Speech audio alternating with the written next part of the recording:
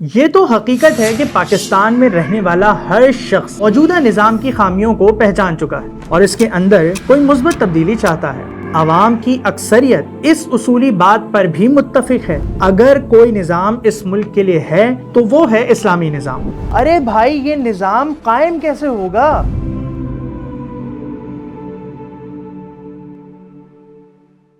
یہ تو حقیقت ہے کہ پاکستان میں رہنے والا ہر شخص موجودہ نظام کی خامیوں کو پہچان چکا ہے اور اس کے اندر کوئی مثبت تبدیلی چاہتا ہے، مگر اس کے لیے ایک ایسی کمپریہنسو تبدیلی لانی ہوگی جس میں انفرادی سطح پر لوگوں کے عقائد، اخلاق، اعمال اور اجتماعی سطح پر پورا پولیٹیکل، سوشل، اکنامک سسٹم، غرض سب کچھ بدل کر اسلام کے مطابق کرنا پڑے گا۔ رہنے دو بھائی، پرانی باتیں ہو گئی، آج کے دور میں یہ ممکن نہیں، نبیوں کا دور اور تھا۔ نہیں، آج پاکستان میں اگر فیصلہ کن اور دیرپا تبدیلی آ سکتی ہے تو اسی مخصوص طریقے سے ہی جسے خود نبی صلی اللہ علیہ وسلم نے اختیار کیا تھا، جس کے 3 سٹیجز تھے۔ اللہ کی بندگی کی دعوت قبول کرنے والوں کو منظم کرنا، ان کی تربیت کرنا اور اس منظم گروہ کے ذریعے حصول اقتدار۔ سب سے پہلے آپ صلی اللہ علیہ وسلم نے لوگوں کو ایک خدا کی فرما برداری قبول کرنے اور صرف اس کے قانون کو اپنی زندگی کا قانون بنانے کی دعوت دی۔ جو لوگ اس دعوت کو قبول کرتے گئے ان کو منظم کر کے آپ صلی اللہ علیہ وسلم نے ایک مضبوط اسلامی جماعت بنائی۔ دوسری طرف جن لوگوں نے اس دعوت کو رد کیا وہ آپس میں مل کر ایک جتھا بن گئے۔ اس سوسائٹی میں جس پر بھی جس پہلو سے دعوت حق کی ضرب پڑی وہ اس کو دبانے کے لیے اٹھ کھڑا ہوا۔ رئیسوں کو اپنی ریاست، وڈیروں کو اپنی وڈیرہ شاہی، قوم پرستوں کو اپنی قومیت، سود خوروں کو اپنی سود خوری خطرے میں محسوس ہونے لگی۔ یوں وہ جو ہر وقت آپس میں لڑا کرتے تھے اس دعوت حق کے خلاف اکٹھے ہو کر لڑنے لگے۔ اس مخالفت کا نتیجہ یہ ہوا کہ کمزور ارادہ رکھنے والے افراد تو خود ہی اسلامی جماعت میں شامل ہونے سے دور رہے۔ جو اس جماعت میں شامل ہوئے انہیں مقصد کی خاطر مصیبتوں، تکالیف، مار پٹائی اور قید و جلا وطنی کے ایسے سخت مرحلوں سے گزرنا پڑا جس سے وہ کامیابی کے ساتھ گزر کر اسلام کے لیے اپنا سب کچھ قربان کرنے والے گروہ میں تبدیل ہو گئے۔ ان کی ہر بات، ہر فعل اور ہر حرکت سے اسلام کی روح ٹپکنے لگی۔ یوں فلٹر ہو کر اسلامی جماعت کو وہ ارکان مہیا ہوتے چلے گئے جو اس کام کے لیے موزوں اور واقعی مطلوبہ معیار کے تھے۔ تیسرے سٹیج پر برسوں کی اس جدوجہد کے بعد مدینہ میں اسلام کی ایک چھوٹی سی اسٹیٹ قائم ہو گئی جس کا ہر ایک فرد پوری تربیت پا چکا تھا۔ اب ملک عرب میں رائج غیر اسلامی نظام کے خلاف اقدام کا مرحلہ آ گیا۔ اس مرحلے میں اسلامی جماعت نے عرب کے مرکز مکہ پر مسلط اقتدار کو براہ راست چیلنج کیا۔ نتیجتاً بدر، احد اور خندق جیسے معرکے پیش آئے اور آخرکار مسلمانوں نے مکہ فتح کر لیا۔ ملک عرب کے اس مرکزی اقتدار کے مسلمانوں کے ہاتھ میں آنے کی دیر تھی کہ پھر پورے عرب میں اسلامی انقلاب کو کوئی نہ روک سکا اور بہت جلد اسلام پورے عرب میں نافذ ہو گیا۔ تو کیا اب اسلامی نظام کے لیے یہاں جنگ ہوگی، خون خرابہ ہوگا؟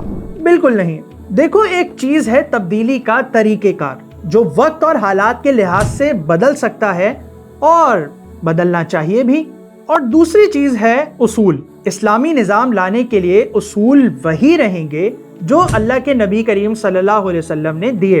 اس جدوجہد میں آپ صلی اللہ علیہ وسلم نے صرف صداقت اور دیانت پر مبنی ذرائع کا استعمال کیا۔ مقصد کے حصول کے لیے کوئی خفیہ راستہ نہیں بلکہ اعلانیہ اور کھلم کھلا کام کیا۔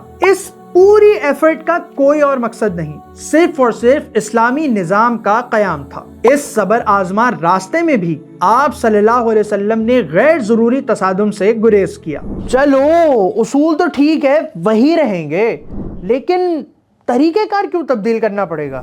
دیکھو، اس دور اور آج کے دور کے معاشرے اور حالات میں بہت واضح فرق ہے۔ مثلاً پہلا فرق تو یہ ہے کہ آپ صلی اللہ علیہ وسلم کے ابتدائی مخاطب غیر مسلم تھے، جبکہ پاکستان میں تو اکثریت ان لوگوں کی ہے جو پہلے سے مسلمان ہیں، لہٰذا ان کے سامنے دعوت اس وضاحت سے پیش کرنا ہوگی کہ توحید محض خدا کو ایک ماننا ہی نہیں بلکہ پورے نظام زندگی میں اس کے قانون کو جاری کرنے کا نام ہے، یہ کہ اسلام کے اصولوں کو آج کے مسائل اور معاملات پر اپلائی کر کے کیسے ایک بہتر سوسائٹی بنائی جا سکتی ہے، اور موجودہ مغرب زدہ نظام پر تحقیق کر کے اس کی خوبیوں سے استفادہ کرنا اور اس کی خرابیوں کو ترک کرنا ہوگا۔ گویا عوام کی سوچ کو درست کرنا ہوگا، ان کے نظریات کی اصلاح کرنی ہوگی، یعنی تطہیر و تعمیر افکار۔ دوسرا یہ کہ معاشرے میں غیر مسلم کو مسلمان نہیں بلکہ پہلے سے مسلمان اکثریت میں سے اچھے کیریکٹر کے لوگوں کو منظم کرنا ہوگا جو اسلامی نظام کے لیے جدوجہد کر سکیں، کیونکہ اسلامی نظام محض کاغذی نقشوں اور زبانی دعووں کے بل پر قائم نہیں ہو سکتا۔ اس کے قیام اور نفاذ کا سارا انحصار اس پر ہے کہ آیا اس کی پشت پر تعمیری صلاحیتیں اور صالح انفرادی سیرتیں موجود ہیں یا نہیں۔ اس سیگمنٹ کو ہم صالح افراد کی تلاش، تنظیم اور تربیت کا عنوان دے سکتے ہیں۔ تیسرا یہ کہ اس مسلم اکثریتی ملک پاکستان میں صالح لوگوں کی اس جماعت کو مسلمانوں کی آبادی میں ایسے اقدامات کرنے ہوں گے جس میں معاشرہ اسلامی نظام زندگی کے لیے عملی اور اخلاقی حیثیت سے تیار ہو جائے۔ مثلاً عام لوگوں کو ضروری دینی احکام سکھانا، مساجد کو صرف عبادت کے لیے نہیں بلکہ ایک کمیونٹی سینٹر جیسا بنانا جس سے عام لوگوں کی تعلیم و تربیت کا کام کیا جائے۔ عوامی مسائل مثلاً چوری چکاری، قتل و غارت گری، رشوت و خیانت اور فحاشی کی روک تھام کے لیے پبلک کو منظم اور ان کی مدد کرنا، جسے ہم اصلاح معاشرہ کی کوشش کہہ سکتے ہیں۔ چوتھی بڑی تبدیلی ہمیں حصول اقتدار کے لیے اقدام میں کرنی ہوگی، کیونکہ جنگ کر کے اقتدار حاصل کرنا نبی کریم صلی اللہ علیہ وسلم کے دور میں تو ممکن تھا مگر اب نہیں۔ یہ اس لیے کہ اس وقت اسلامی جماعت کے مد مقابل مکہ کے غیر مسلم تھے، جبکہ پاکستان کے موجودہ حکمران بہرحال مسلمان ہیں۔ پھر اس وقت اگر اسلامی جماعت کی کفار سے جنگ ہوتی تو دونوں طرف کی فوجیں عام لوگوں پر مشتمل ہوتی جن کے پاس ایک ہی قسم کا اسلحہ یعنی تیر تلوار ہی ہوتا تھا، جبکہ آج کے حکمرانوں کے پاس پروفیشنل فوج ہے جس کے پاس جدید اسلحہ ہے۔ اس کے برعکس اسلامی جماعت کے پاس نہ فوج ہے اور نہ ہی اسلحہ، لہٰذا آج اسلامی جماعت کے لیے جنگ کر کے اقتدار حاصل کرنا کسی طرح ممکن نہیں۔ اب سوال یہ ہے کہ اگر جنگ کر کے اقتدار لینا ممکن نہیں تو پھر کون سا دوسرا راستہ ہے اقتدار تک پہنچنے کا؟ کیوں نہ کوئی ڈکٹیٹر اقتدار پر زبردستی قبضہ کر کے اسلام نافذ کرنے لگے؟ ہے نا بریلینٹ آئیڈیا؟ نہیں، نہ تو یہ ان اصولوں کے مطابق ہے، کیونکہ ڈکٹیٹر نہ تو صداقت و دیانت پر مبنی ذرائع سے آتا ہے اور نہ ہی اعلانیہ تحریک سے۔ ویسے بھی یہ عملاً ناممکن ہے کیونکہ ڈکٹیٹر کو عوامی حمایت حاصل نہیں ہوتی، اور جن طاقتوں کی حمایت حاصل ہوتی ہے وہ تو خود سب سے بڑی اسلام دشمن ہے۔ تو پاکستان میں اقتدار تک پہنچنے کے لیے نہ جنگ و جدل، نہ خون خرابہ، نہ مارشل لا، تو پھر ایسا کون سا راستہ ہے کہ جس پر اصول بھی برقرار رہیں اور وہ طریقہ کار ممکن بھی ہو؟ اقتدار تک پہنچنے کا وہ راستہ جو ان تمام اصولوں پر پورا اترتا ہو صرف ایک ہی ہے، اور وہ ہے الیکشن۔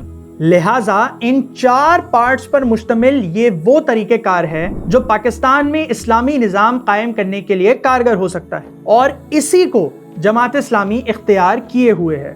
اچھا، تو بس اقتدار ملنے کی دیر ہے، یعنی جماعت اسلامی کو اقتدار مل جائے تو کام مکمل اور ہدف حاصل؟ نہیں، جماعت اسلامی کا اقتدار تک پہنچ جانا اس سفر کی آخری منزل نہیں ہے، بلکہ ذہن سازی اور معاشرے کو اسلامی نظام زندگی کے لیے عملی اور اخلاقی حیثیت سے تیار کرنے کا کام بدستور جاری رہے گا۔ بلکہ اقتدار مل جانے پر جماعت یہی کام ایک مربوط منصوبے کے تحت حکومتی مشینری مثلاً نظام تعلیم، میڈیا، قانون، ملکی انتظام اور تقسیم رزق کے ذرائع وغیرہ کو استعمال کر کے ملک گیر سطح پر کرے گی۔ پھر جو یہ کام آگے بڑھتا چلا جائے گا، ساتھ ساتھ اسلامی نظام وسیع بنیادوں پر قائم ہوتا چلا جائے گا۔